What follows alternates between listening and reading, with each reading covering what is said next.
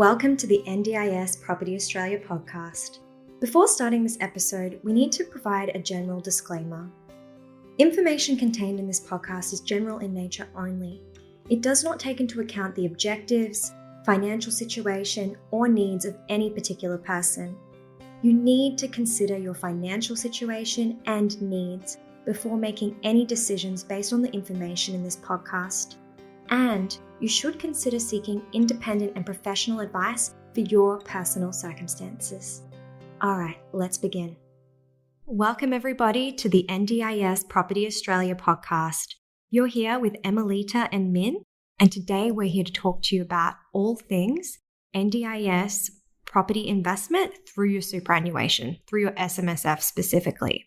So before we get started, I just wanted to reiterate that this conversation is not intended to be personal advice. This conversation is general in nature only, and we recommend that for personal advice, you seek independent and professional tax advice, legal advice, financial advice, and lending advice for your personal situation. All right, so Min, did you want to talk about why we are doing this podcast today?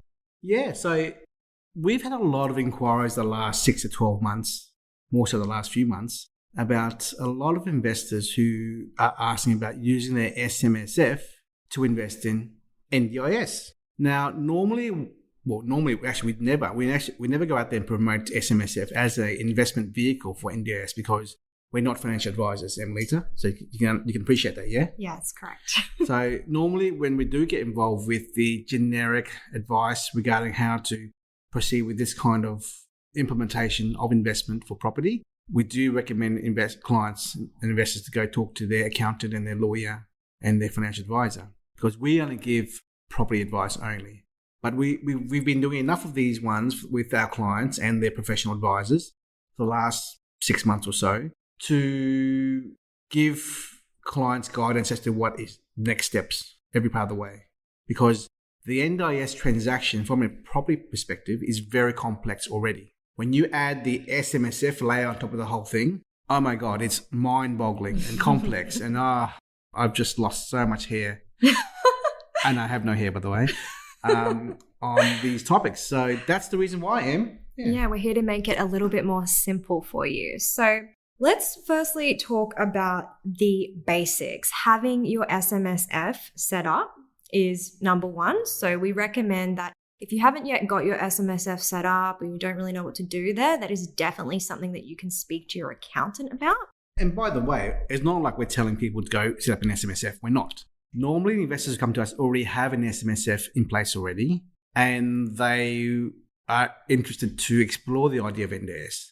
So, when people talk to you about, they call you up and ask about SMSF, what's the first question or two that you ask them to qualify this topic? Yeah, so I ask you, first of all, is your SMSF set up? Okay, that's number one. Some people, they don't have the SMSF set up yet, and they're just looking to do that. They're in talk with their accountant about it. So it's important that from their super fund, they do the rollover to their SMSF cash management account and then have everything sold down. Some people still have it in other assets. So that's the first thing. Is your SMSF set up, and is the other funds in your cash management account in cash? The second thing I would check is, what is your balance? So how much do you have in your SMSF to put towards this? Because as you will learn throughout this podcast, it's not as simple as just having a 20% deposit. There is a little bit more that goes into it with SMSF investment. We've often had people come to us with a lot of interest and very keen and passionate on doing this. And we find out that the balance is 100 grand. We often have to tell them the stark reality that I will give examples throughout this podcast as to, based off the current property prices for NDIS, what is likely a good amount, I'm being very careful with my language here, to have in your SMSF to do this type of investment. But I will say, generally, based off current prices, you're probably looking at about a minimum of $250,000. Would you say that, Min? Exactly. So before the NDIS began, there would have been a lot of interest in the last 5-10 years on SMSF anyway. And if you go to any accountant out there, they're going to say the minimum at least to do an SMSF is 200 grand minimum, right? So when you're talking about property inside an SMSF, it's probably 250 or more. But when you're talking NDIS and property and SMSF together, I think the magic number should be 300.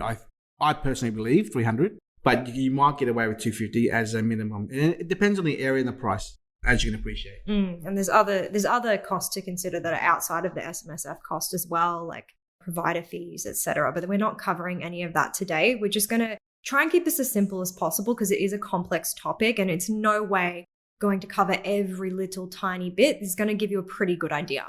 So, but also I want to say today's session's only a good 15 to 17 minutes of general touching base on some of the topics.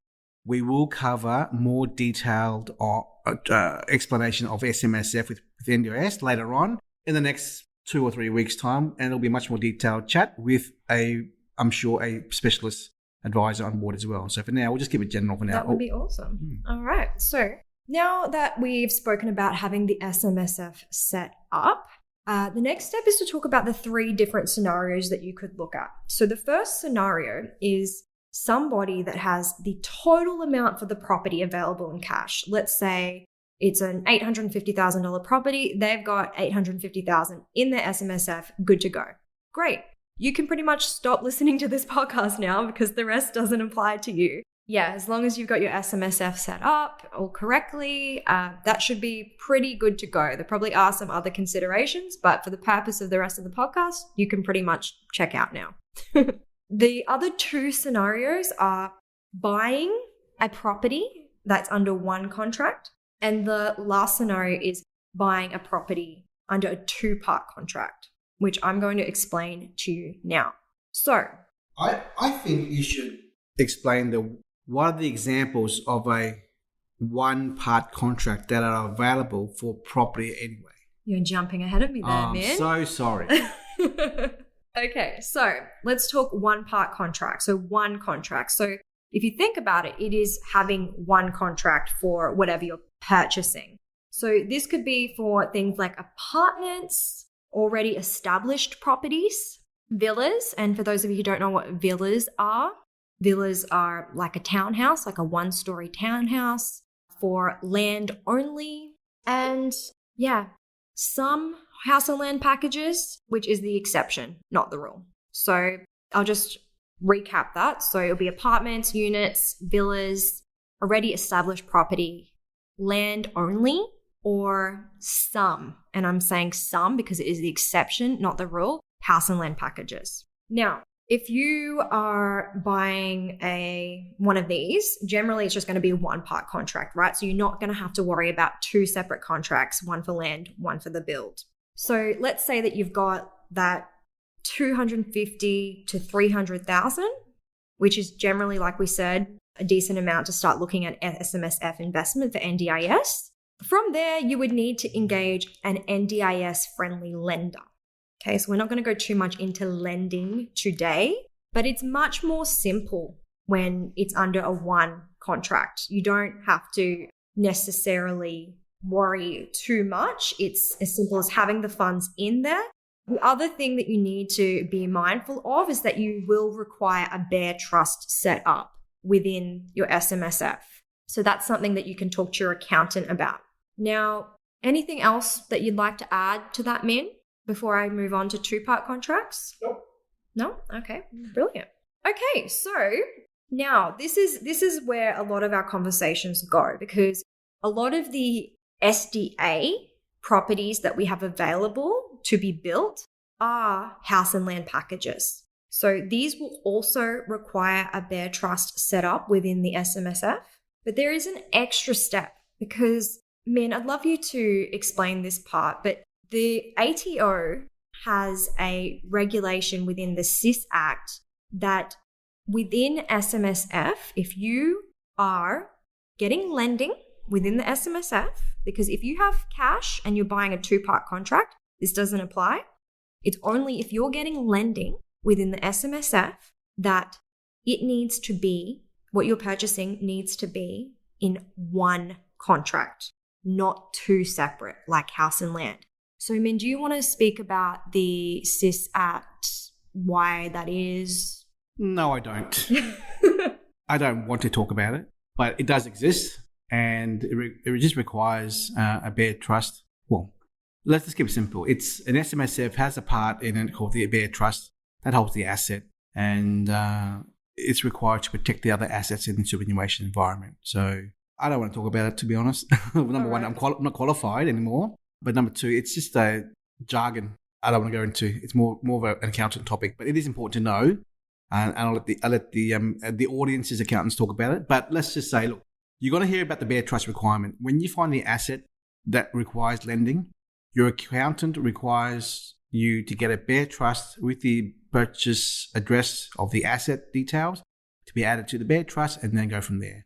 And from there, the lending occurs in the background with the SMSF. Mm-hmm. So that's my little answer. Is that good enough? Yeah, we'll take it. Yeah, so I suppose just to wrap that bit up, so if you are getting lending within SMSF to purchase a property, you require a bare trust, and then go seek that information elsewhere, basically. All right, so let's get back to two-part contracts. So with the two-part contract, because you actually require it to be in one contract, there needs to be an extra step. You can't just have the money, then go get lending, buy the property, happy days. There actually needs to be a third party involved. So to clarify, these third parties, they're companies, and what they do is they actually purchase the house and land package on your behalf, and there's a bit of steps involved, which I'm going to go through. But they purchase it, and then at the very end, once the property's been built, you actually purchase it back off them as a completed one asset, essentially. So I'm going to talk about a little bit about how that actually works, and take it from there. So, I just want to clarify what you just said there, Em, and that is they are a service, a third-party service there to help with the transaction. So you as a investor who has an SMSF, you can't do this without a one-part contract. And only they can deliver that one-part contract for you by acting on your behalf. So they'll essentially buy the block for you, build a house for you, pay for all the costs for you, charge you a fee to do it, obviously. And at the end of it, give you back the house from their entity to your entity, being the SMSF, bare trust, to settle and own. So that's the basic summary of what Emily just explained there. Brilliant. Thank you. Now, basically going a bit deeper into that. So Min explained what the one-part contract is and a little bit about how it works. To give you an idea, we also have a couple of third parties that we work with. So this is something that if you're like, well, where do I find these people? That's something you can talk to us about for sure. I'm going to give you an example based off one of the providers, the service providers of the one-part contract. Yeah, do not confuse the word service provider with this service provider. I'm going to say one-part contract providers. How about that?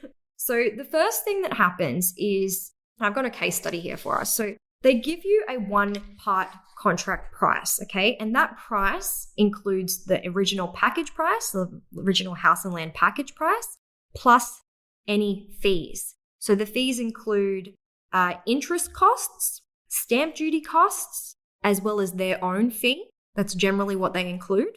Holding costs for the loan, because they're drawing down the interest of the loan payments to pay for the construction of the house, and also the payment of the block, the land contract as well.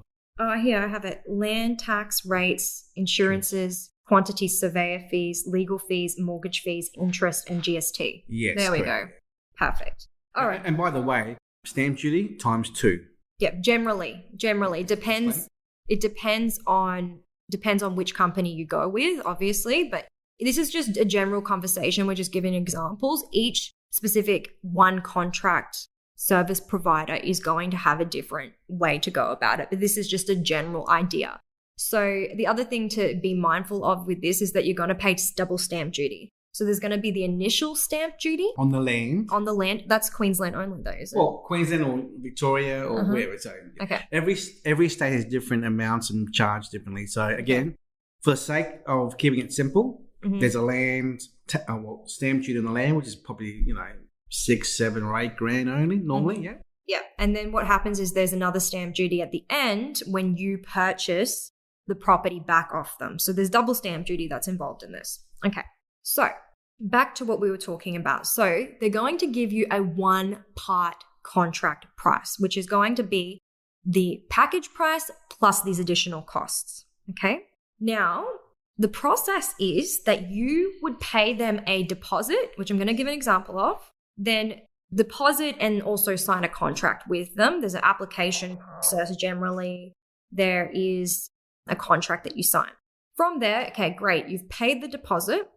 They would then take over the land and build contracts and then build the property for you. Once the property is complete, you buy it back as one asset, okay? So every company has a different deposit amount, but it's generally around 30 to 35% of the one contract price, okay? I'm going to give an example. And by the way, don't confuse this with the lender. No, we're not talking about lending deposits here. We're talking about third-party companies who require the lump sum to execute the whole transaction. So the topic of lending and deposits and LVRs, that's a different topic later on. This topic here is about the total amount they're costing you as the SMSF investor to engage these companies, yes. Yeah, brilliant. So hopefully you're following us so far.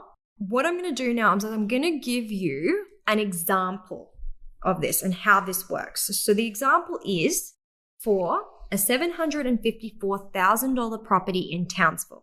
Okay, so that's the package price. So the first thing is we got to determine what the one contract price is going to be. So the one contract price, including all the costs involved that we've spoken about for this example, and every provider is going to be different, but this is just using one example, is going to go from $754,000 to about $803,000.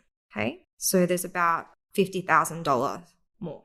Okay, now based off this, what would happen is Mr. or Ms. Buyer says, okay, great. I'm happy with that one contract price. I'm going to put down my deposit. Now, in this circumstance with this particular one contract provider, the amount of deposit that they need to put down is 33%. So what that means is they hand over around $263,000 at that time. They sign their contract with them. The one contract agreement is in place. Brilliant. From there, what happens is this one contract provider now takes over, or actually just takes the land and build contracts and signs it, and then the property starts being built eventually. Now, about 12 to 18 months-ish, depending on, build timeframes, all those things, when the build is complete, now is the time that the buyer will now have to pay the remainder. So in this circumstance, the remaining amount is 66%, meaning around $540,000. I would correct you there, Em, and say yes or no.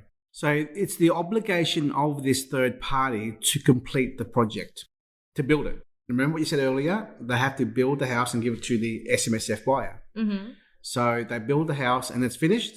So between the builder and this company, the relationship's finished because it's built. Now it's time for this company to send that property over to the SMSF buyer to take it over off them. So the end buyer, being the SMSF, must have his finance ready to buy the entire transaction off the third party. Yes. Yes, but in essence, what the SMSF buyer needs to pay this third party is the 66%, which is $540. Yeah. Yes. Yeah. So I just want to clarify that is not another loan. Yes, they get their loan because they've already paid the full amount already at the very start. So yeah, you're right. Correct. So I just wanted to clarify if there was any potential misunderstandings in that comment. That's all. Okay. So the thing is, before build is complete, so what, around 3 months-ish? Yeah. Around 3 months-ish. This would be the time that someone would generally look to source their finance. Okay. Now, I'll probably say 5-6 months earlier. Yeah.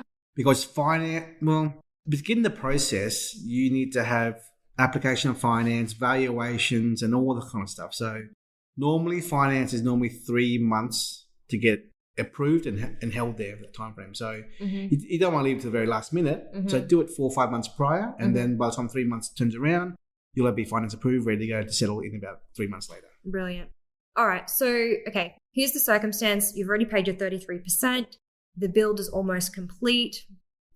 4 months-ish, 5 months-ish earlier, you apply for finance. Great.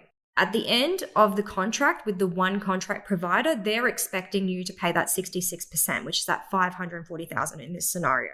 The thing is, within that time frame, that year to, let's say, 18 months, the price of the house could go up, great, or it could go down, which means having funds available for a valuation shortfall is important. Min, do you want to talk about valuations? Yeah. Look, it's just nice to have a bit of buffer money in the account of the SMSF, just in case. Because I will ask you this question, Em. If you were to buy a property like this and you have to wait a year and a half or a year and 15 months to settle, and it came time to settle and there was a valuation shortfall of 40 grand and you didn't have the money to settle, how do you settle? That's a bit of a bind, isn't it? Exactly. So making sure that when you go into this investment, you definitely have some wiggle room is very important. Now, in saying so, lending could be at 80% LVR, right? So if it's 80% LVR, it means 20% deposit. You've already paid 33%, right? Which covers costs, right? Mm-hmm. So there's a small amount of buffer there, but it'd be nice to actually have more money there. That's why I said to you at the very start of this podcast, Em, I'll prefer 300 grand bigger number. You say 250, well, I'm saying 300 grand. And that 300 grand really is to cover the emergency costs, like unforeseen, like the valuation shortfall. So hence the reason why we said that. Yeah, for sure. All right. So we've basically covered most of it there. The only other thing that we would mention, I think, is... Oh, hey, wait, before you go on, hold that thought. So we just talked about valuation shortfall of maybe 30, 40 grand on the side, which we have there. Yeah. But what are provider fees? Yeah. And then furniture costs. So it needs to be on top. Sprinkler, I don't know. There could be other costs involved here, which you, the SMSF buyer, investor, have not considered. So that 300 grand should probably be, I think, 350 grand. It's going higher and higher now. So we're just talking 300 just for this alone, right? Yes. So this is why it's important. If you are looking to do this, give us a call. We can run you through the potential figures. I can do a feasibility up for you and show you the potential extra costs involved. And then the last thing that we wanted to speak about is, with that valuation risk in particular, there is a way to potentially look to alleviate this risk by using a funder that can provide a pre-approval that lasts, 12 months or more. Yes. Using the same funder. And the best way to describe that is, if there's a service that uses a commercial funder for SMSF and NDIS in one, and they are funding the third party for the construction and land acquisition for this SMSF NDIS purchase, and the same funder also does the pre-approval on the loan of the takeout buyer, being the SMSF, right? Then it is in the interest of the funder to ensure that it's a smooth process, okay?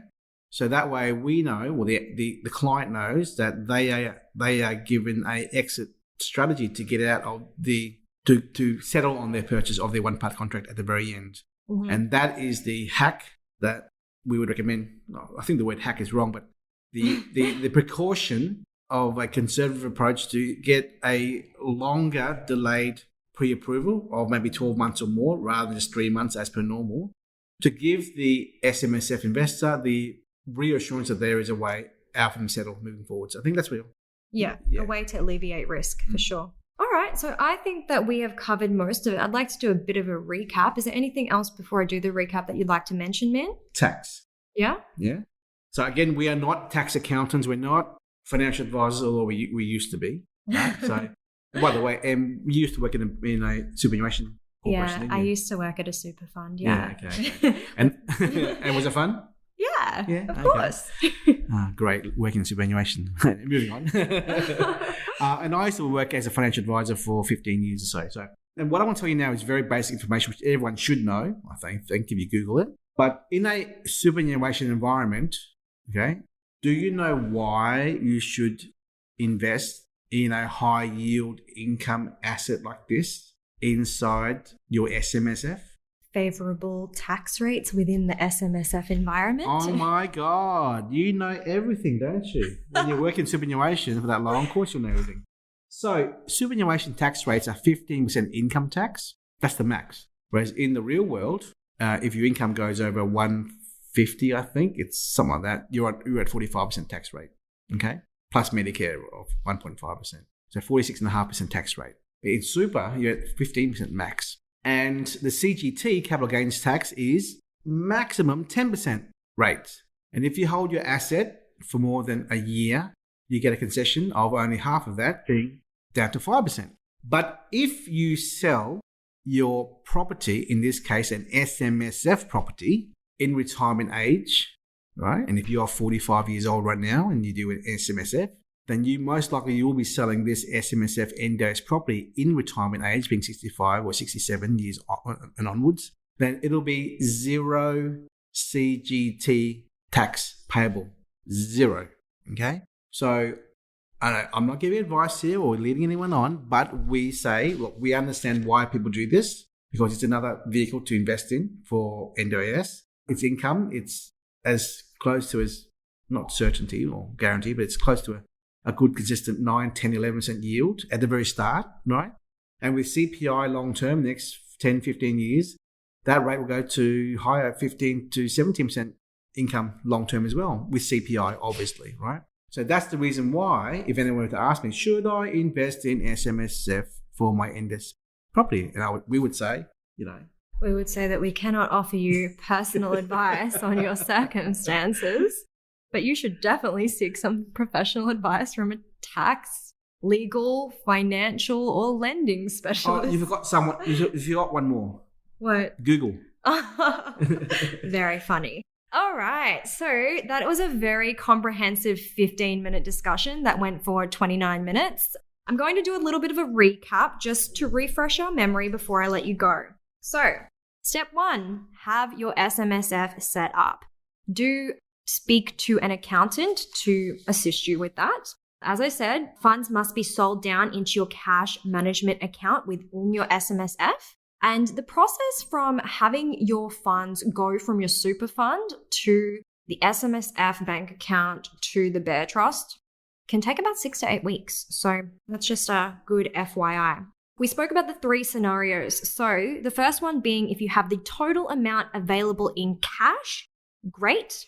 The rest of the conversation generally doesn't apply. We spoke about buying a one contract property, meaning a property like an apartment, villa, established property, and some house and land packages, as well as land. And we spoke about the predominant amount of our discussion today was really around that buying a 2-part contract and having it with a third party's assistant, putting it into a 1-part contract. So that was the predominant amount of the conversation. There were a lot of considerations there. And we're definitely open to any questions you might have off the back of this podcast. So please feel free to give us a call. We can help you run numbers. We can do feasibility for you to help you sort out your situation a little bit more clearer. One last thing. We're not financial advisors. Not anymore. Yeah. We only give information which is relevant towards the property. And that will be fed to you and your financial advisor and accountant, and they will punch the numbers as well to verify what we're talking about. Yeah, absolutely. But this is a very complex transaction. It's very hard. It's very time-consuming for us to really hold people's hands and then hold their professional advisors' hands as well. It's very, very time-consuming. And some of the times it doesn't even proceed after many months of work on the transaction. So, yeah. Bit dire. Yeah, bit dire. We ended on a low note, guys. No, but as you said, there's a lot of benefits to this, the favorable tax environment. So yeah, I actually quite like these ones because they give us a bit of a challenge. Oh, I don't. All right, guys. Well, we hope that you enjoyed the podcast today. Please make sure that you have subscribed. Make sure that you rate us 5 stars and give us an awesome written review, as well as sharing this podcast with those that can benefit. Not this podcast, okay? Why not? It's so confusing, SMSF. It is not. We made it simple. Tell us Give us the feedback. Tell us if we made it simple for you, and let us know if you had any questions at all. Well, I'm not taking any calls. Audience, if you want to call Melita, call her 1300 254. What is it? 1300 254397. Yep. There you go. Call her. Ask her. I am the SMSF specialist, apparently. Thank you very much. Thanks, guys. Bye. We hope you enjoyed this episode. Please make sure that you are subscribed and following us so that you can keep in the loop with all of our upcoming episodes. We would really appreciate it if you could leave us a 5-star rating, a written review, and to share this episode with those that can benefit. Until next time, catch you on the next episode.